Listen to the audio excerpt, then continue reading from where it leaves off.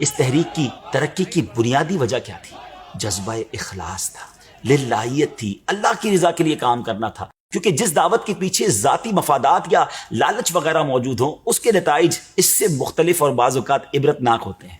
مولانا محمد الیاس قادری صاحب شروع ہی سے پیکر اخلاص تھے، اپنے پیغام کو عام کرنے کے لیے کراچی کے مختلف علاقوں کا سفر کر کے اصلاحی بیانات کیا کرتے، سفری اخراجات سے لے کر کھانے تک کے معاملات اپنی جیب سے ادا کرنے کی کوشش کرتے، حتیٰ کہ نمک اور پانی بھی اپنے ساتھ رکھتے تاکہ اتنی معمولی چیز کے لیے بھی کسی سے سوال نہ کرنا پڑے۔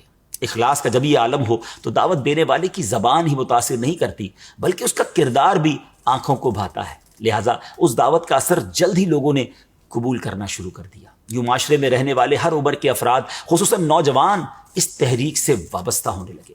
مولانا محمد الیاس قادری صاحب کی دعوت میں سب سے متاثر کن پہلو یہ ہے کہ انہوں نے اصلاح امت پر مشتمل مقصد اپنے سے منسلک ہر فرد کے سینے میں اتار دیا اور دعوت اسلامی کے کام کو آگے بڑھنے کے لیے انتہائی آسان اور پاکیزہ انداز دیا۔ یہ وہی دعوتی اسلوب ہے جسے انبیاء کی سنت اور اولیاء کا انداز اصلاح کہنا درست ہوگا۔ اب آتے ہیں ترقی کی دوسری علامت کی طرف، اور وہ ہے دعوت اسلامی کا منظم اور مربوط نظام۔ دعوت اسلامی جو ترقی کرتی گئی اس کا کام بھی اسی رفتار سے بڑھتا رہا۔ اب ضرورت اس امر کی تھی کہ ایک انتظامی ڈھانچہ بنایا جائے، لہذا تمام زمینی حقائق کو سامنے رکھتے ہوئے مرکزی مجلس شورا قائم کی اور تنظیمی ڈیوٹیز سونپ دی گئی۔ اس کے علاوہ کسی تحریک کے مضبوط نظام کی بقا اس کے افراد کی بہترین تربیت پر بھی ہوتی ہے، کیونکہ غیر تربیت یافتہ افراد کی کثرت جو ہے کسی تحریک کے لیے نقصان کا سبب بھی بن سکتی ہے۔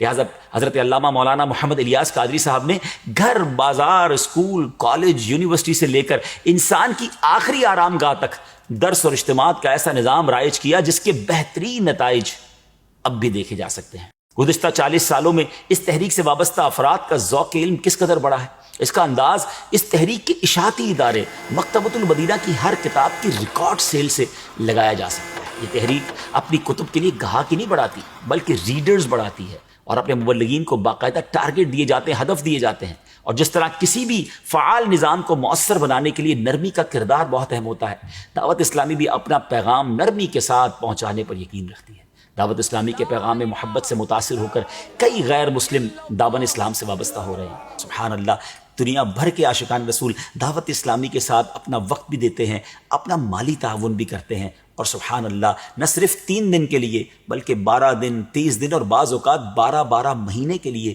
مدنی قافلوں میں سفر کرنے کے لیے بھی تیار ہو جاتے ہیں۔ سبحان اللہ۔